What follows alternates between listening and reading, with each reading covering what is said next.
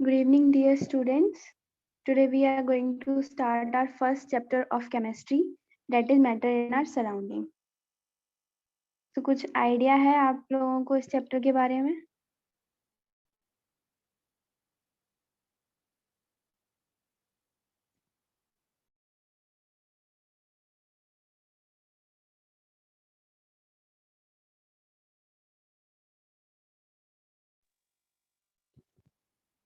Okay, no problem.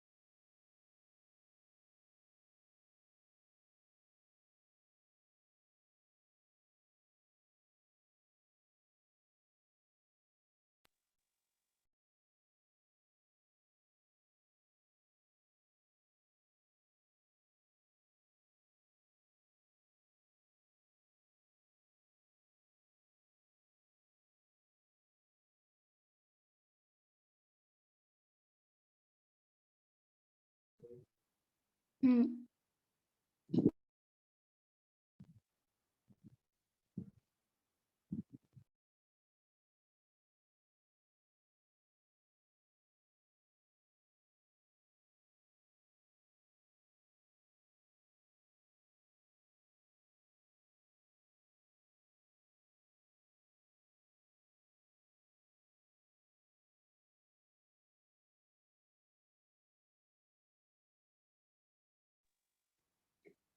So we all see a large number of things around us that have different shape, size, texture, color. तो what is matter? अगर कोई आपसे पूछे कि matter क्या है, तो मैटर हमारे आसपास की जितनी भी सारी चीजें हैं, जिनका अलग अलग शेप है, जिनकी अलग अलग साइज है, कलर है, और जिनके पास मेनली बात क्या है, मास। कोई भी चीज जिसके पास मास हो तो वो क्या होती है, मैटर होती है। अब जैसे पेन है, और जो हम अभी मोबाइल यूज कर रहे हैं, और जो ईयरफोन है, तो कोई भी चीज जिसके पास मास है तो वो क्या है, मैटर है। दीदी ठीक है, मैटर। हाँ। तो आप कोई एक एग्जांपल दो और चीजों का जो मैटर है। दीदी चेयर, हाँ, chair, books. Table, anything which have mass and occupy space. Okay,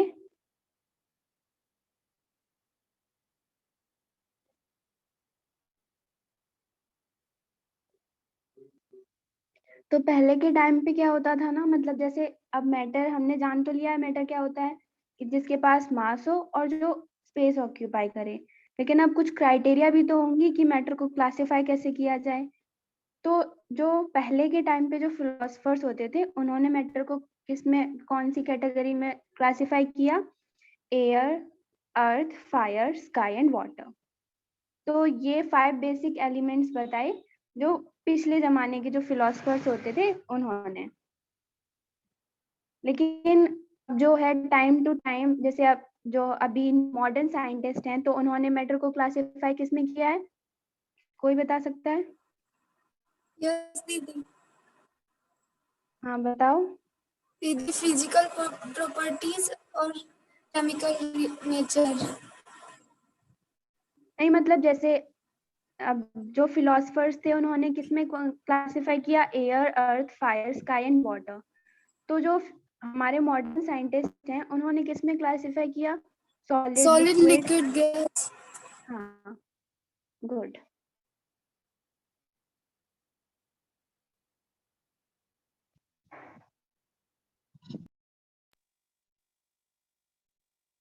तो अभी मैटर की हमने definition we have already discussed, anything which occupy space and has mass is called as matter. So the question is air a matter? कोई बताएगा? Yes or no? Yes, the Why? because air have occupies space. Yes, right. So air is also matter. Whatever we see around us, everything is matter. Condition is it should have mass and it should occupy space. Okay.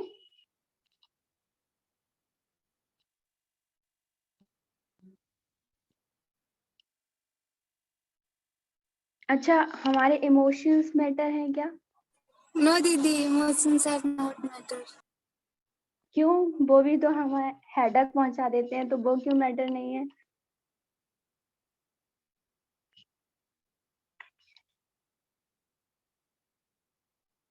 Simple reason है, देखो emotions के पास ना तो wait होता है और ना तो वो स्पेस ऑक्यूपाई करते हैं। वो तो मतलब फिलोसफिकल बातें होती हैं कि हाँ इमोशंस हमारे अंदर हैं एक्सेट्रा, ठीक है, लेकिन इमोशंस मैटर नहीं है।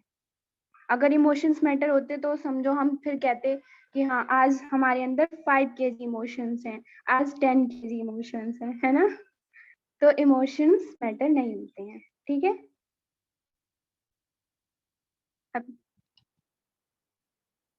Now we are going to study physical nature of matter. तो सबसे पहली प्रॉपर्टी क्या है? Matter is made up of particles. तो हमें कैसे पता मैटर पार्टिकल्स का बना हुआ है? तो इसके लिए एक एक्टिविटी है।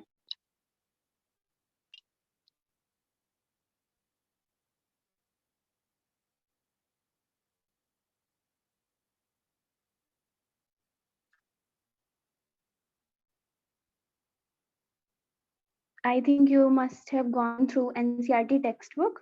तो वहाँ पे ये एक्टिविटी एक्सप्लेन की गई है कि जब हम वाटर में क्या करते हैं, सॉल्ट या फिर शुगर कुछ भी डिजोल्व करते हैं, तो क्या होता है, जो पार्टिकल्स होते हैं सॉल्ट के और शुगर के, तो वो जो वाटर के पार्टिकल्स होते हैं उनके बीच में स्पेस जो होती है उनमें चले जाते हैं। तो इसीलिए हम कहते हैं कि जो पार्टिकल्स ऑफ मैटर हैं वो क्या होते हैं, बताओ। फर्स्ट प्रॉपर्टी क्या पढ़ी हमने? Particles are made of matter is made of particles. Right, matter is made up of particles and that we have seen through this activity कि जब हम वाटर में शुगर डिसॉल्व करते हैं तो शुगर के जो पार्टिकल्स होते हैं वो क्या करते हैं, वाटर के पार्टिकल्स की स्पेस कवर कर लेते हैं, ठीक है।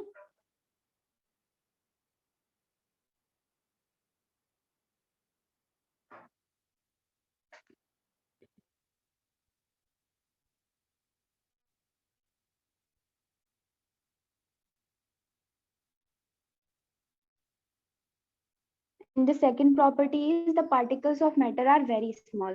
अब कोई पूछे कितना स्मॉल है पार्टिकल्स, तो वो इतने ज्यादा स्मॉल है कि वो हमारी इमेजिनेशन के भी बाहर है। हम सोच भी नहीं सकते कितने स्मॉल पार्टिकल्स होंगे। अब अगर शुगर का एक क्रिस्टल हम लेते हैं और उसको भी हम अगर ब्रेक डाउन करें, वो भी पता नहीं उसके अंदर भी कितने सारे पार्टिकल्स होंगे।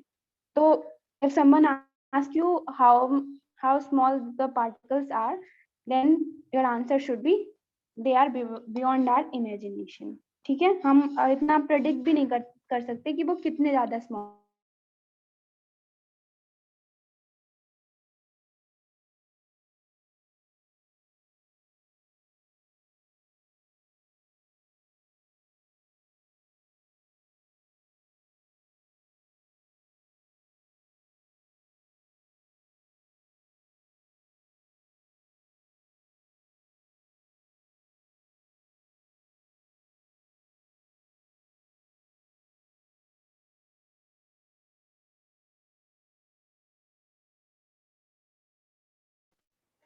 The next properties are particles of matter have space between them and particles of matter are continuously moving and particles of matter attract each other. तो हम वन बाय वन सबको एक्सप्लेन करेंगे। अब particles of matter have space between them ये हम कैसे समझा सकते हैं? अब जैसे अगर हम कोई भी दो लिक्विड ले रहे हैं, तो दो लिक्विड को अगर हम इंटरमिक्स करेंगे तो वो मिक्स हो जाते हैं ना। ऐसा तो नहीं होता है कि अब जैसे हमने मान लो फर्स्ट एक्टिविटी अभी की थी, तो वाटर में क्या किया था, शुगर डिजोल्व की थी। तो जब वाटर के पार्टिकल्स के बीच में स्पेस होगी तभी तो शुगर अंदर पहुंच पाई, वरना वो डिजोल्व कैसे होती।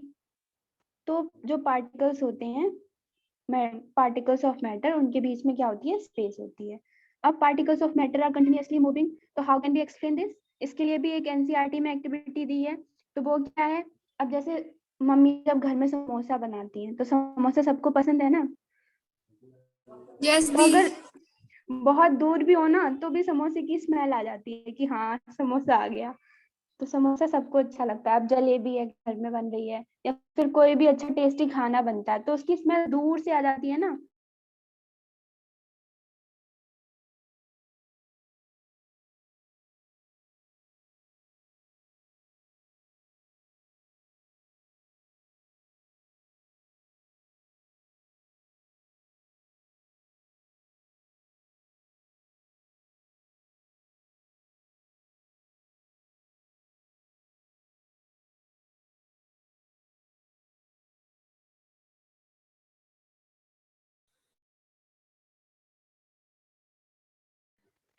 अच्छा सॉरी, वो थोड़ा नेटवर्क प्रॉब्लम है बारिश की वजह से, इसलिए डिस्कनेक्ट हो गई थी। ठीक है। तो हमने ये डिस्कस कर लिया था कि समोसे की स्मेल दूर से आ जाती है। तो वो दूर से कैसे आती है कि जो मैटर के पार्टिकल्स होते हैं वो कंटिन्यूअसली मूव करते रहते हैं। अब अगर एयर की बात करें तो एयर स्टिल नहीं है ना, वो मूव करती रहती है। एयर, अब एयर मूव कर रही है, इट मीन्स क्या, कि उसके पार्टिकल्स मूव कर रहे हैं। ठीक है। तो अब थर्ड प्रॉपर्टी क्या है कि particles of matter attract each other. तो अब ये हम कैसे समझा सकते हैं, अगर देखो पार्टिकल्स ऑफ मैटर एक दूसरे को अट्रैक्ट नहीं करते तो जो हम हमारी बॉडी है वो एग्जिस्ट कैसे करती नेचर में। कोई भी जो हम सॉलिड चीज देख रहे हैं वो सॉलिड क्यों है, क्योंकि उसके पार्टिकल्स एक दूसरे को अट्रैक्ट कर रहे हैं। ठीक है।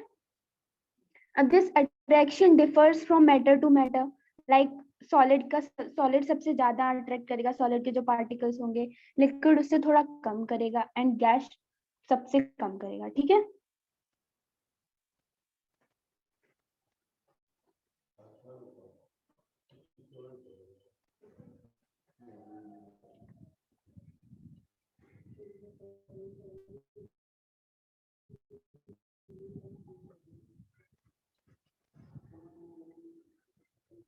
And now what is particles possess kinetic energy, as the temperature rises particles move faster।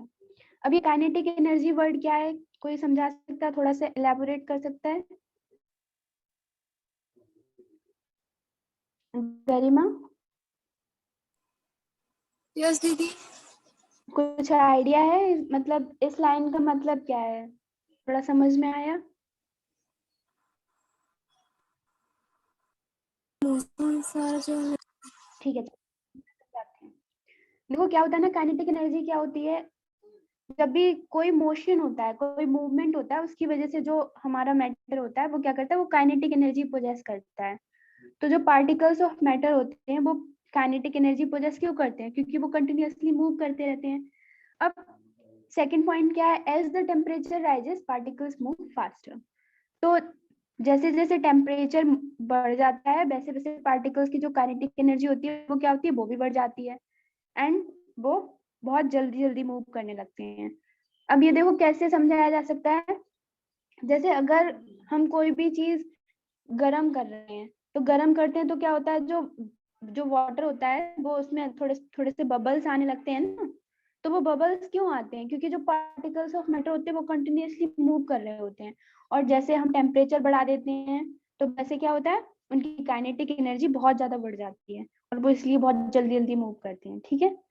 तो वही है, with increase in temperature the kinetic energy of particles also increases. ये समझ में आया।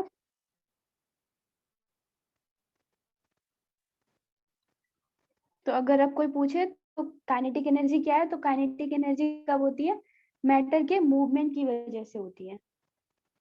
तो जैसे जैसे मैटर मूव करता है वैसे वैसे काइनेटिक एनर्जी होती है, और जैसे जैसे हम उसका टेम्परेचर बढ़ा देते हैं वैसे वैसे क्या होता है, उनकी एनर्जी बढ़ जाती है। और एनर्जी जब किसी को, अब तुम अगर भूखे हो तो भूखा तुम्हें कोई दौड़ाए तो तुम इतनी स्पीड से थोड़ी ना दौड़ पाओगे।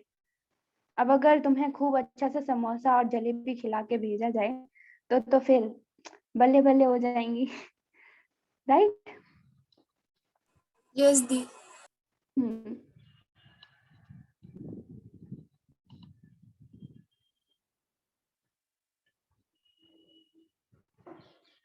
अब ये क्या है, particles of matter intermix on their own with each other, they do so by getting into the space between the particles.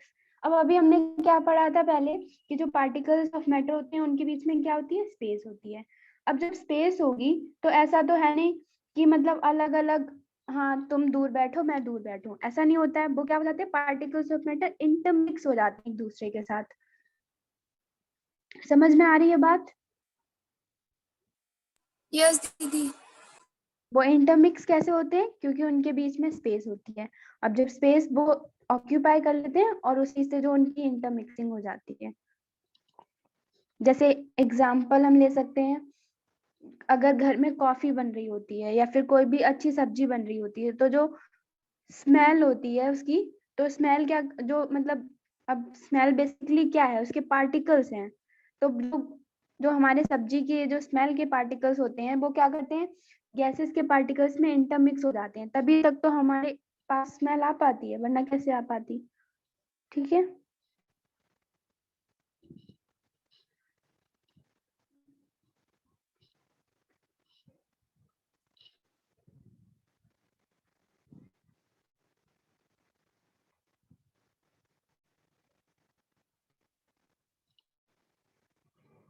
Now what is, you must have heard about diffusion in your smaller classes also. तो diffusion basically होता क्या है? अब bio में तो हम पढ़ते हैं कि क्या पढ़ते हैं, कोई बता सकता है? The higher concentration to low concentration. हाँ हाँ, राइट, बिल्कुल right. Movement of particles from higher concentration to lower concentration is known as diffusion.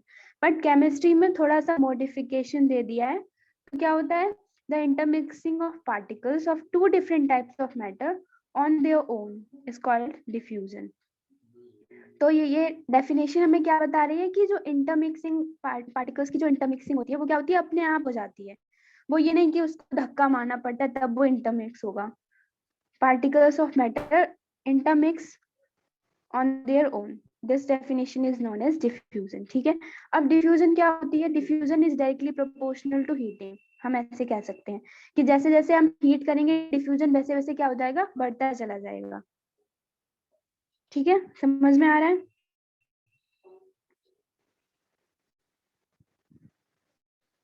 अब कोई अगर तुमसे क्वेश्चन पूछे कि ऑन डिफ्यूजन, हमने ये लास्ट स्टेटमेंट क्या पढ़ी, कि on heating diffusion becomes faster, तो ये ऐसा क्यों होता है? तो अभी हमने फर्स्ट थोड़ी देर पहले प्रॉपर्टी क्या पढ़ी थी, देखो क्या होता है ना, हमने अभी ये पढ़ा था कि जैसे जैसे हम टेम्परेचर बढ़ाते हैं, वैसे वैसे क्या होता है, मैटर की काइनेटिक एनर्जी बढ़ जाती है। अब जब काइनेटिक एनर्जी बढ़ेगी तो उनका मूवमेंट बढ़ेगा।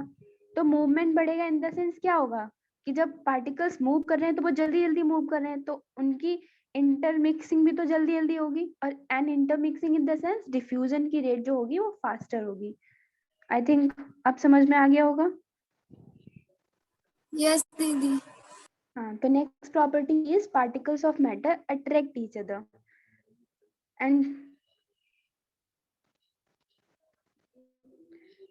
and what is it, this force keeps the particles together. The strength of force of attraction varies from one kind of matter to other. I think this I have already discussed कि solid सब में सबसे ज्यादा ये होता है attraction, then liquid, then gases.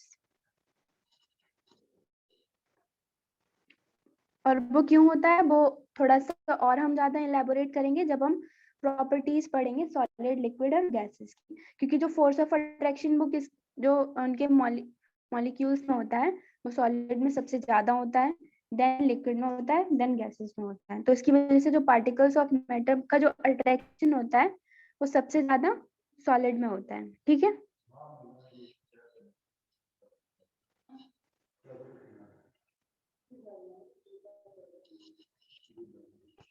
Now there is one question, which of the following are not matter? तो classify करो इनमें से, chair, air, thought, smell, almonds, thoughts, cold drink, smell of perfume. The तो बताओ कौन, हाँ बताओ. smell of perfume or Yes, right. thoughts, Yes, love, yes, right.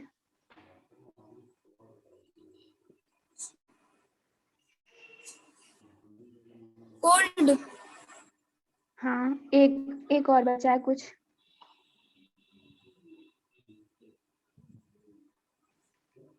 Smell. ठीक है, स्मेल. तो आंसर क्या क्या है? Love, smell, cold and smell of perfume. किसी भी टाइप की स्मेल हो वो मैटर नहीं है. ठीक है. And thoughts as well, right. अब यहाँ पे लव है तो लव की जगह अगर हेट कर दो तो वो भी क्या होगा? वो मैटर नहीं होगा. It means any kind of emotion is not a matter. ठीक है. क्योंकि हमने मैटर की डेफिनेशन क्या पढ़ी थी? anything which have mass, occupy mass and occupy space. मास नहीं, ऑक्यूपाई स्पेस. ठीक है. इट्स ओके, कोई नहीं.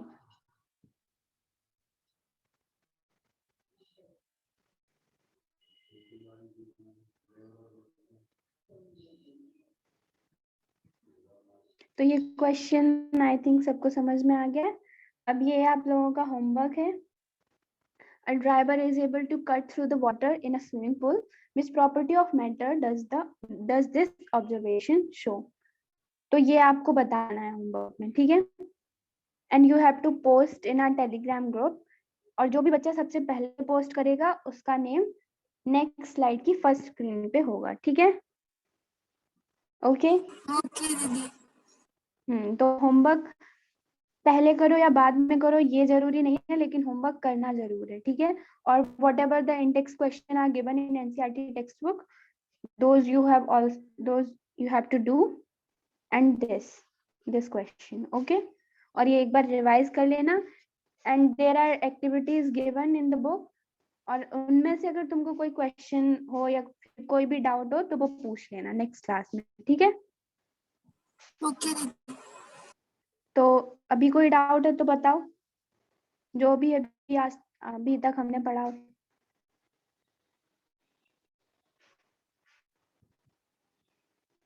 दीदी, हाँ बताओ. दीदी काइनेटिक एनर्जी सबसे ज्यादा किसमें होती है? देखो ये काइनेटिक एनर्जी सबसे ज्यादा हम ऐसे समझा सकते हैं, जैसे पार्टिकल्स किस किस के, देखो सबसे क्लोज पार्टिकल्स किसके होते हैं? सॉलिड के होते हैं. सॉलिड. और फिर लिक्विड के होते हैं. एंड देन गैसेस के होते हैं. तो काइनेटिक एनर्जी सबसे ज्यादा मूव कौन करेगा इनमें से? फास्टर मूव कौन करेगा? सॉलिड मूव करेगा या गैस करेगा या लिक्विड करेगा? कौन करेगा बताओ? दीदी सॉलिड. नहीं, सॉलिड कैसे मूव करेगा? सॉलिड हमने क्या पढ़ा है? सॉलिड वाइब्रेट करता है अपनी पोजीशन पे. ठीक है. तो गैसेस के पार्टिकल्स क्या होते हैं? गैसेस के पार्टिकल्स हमेशा मूव करते रहते हैं. ऑल्दो वो हमें दिखाई नहीं देते, लेकिन इट डजंट मीन कि वो मूव नहीं करते. तो काइनेटिक एनर्जी पोजेस कौन करेगा ज्यादा? गैसेस ज्यादा करेगी. ठीक है. ओके दी. And rest depends on the temperature, क्योंकि हम डिस्कस कर चुके हैं ना कि kinetic energy depends upon the temperature. As we increase the temperature, kinetic energy of particles also increases. तो अब वो डिपेंड करेगा कि तुम कितना किसमें टेम्परेचर बढ़ा रहे हो. तो how much temperature is increased and the kinetic energy will also increase. Okay. Okay दीदी. अब समझ में आ गया? यस दी. और कोई डाउट? तो what we have discussed today, we have discussed about the classification of matter जो हमारे पुराने philosophers ने किया था. And then we have discussed about the properties. And in next class we will discuss about the properties of solid, liquid and gas. ठीक है. Till then, bye bye, take care, stay safe and be happy. Thank you the. Thank you. Bye bye. By the.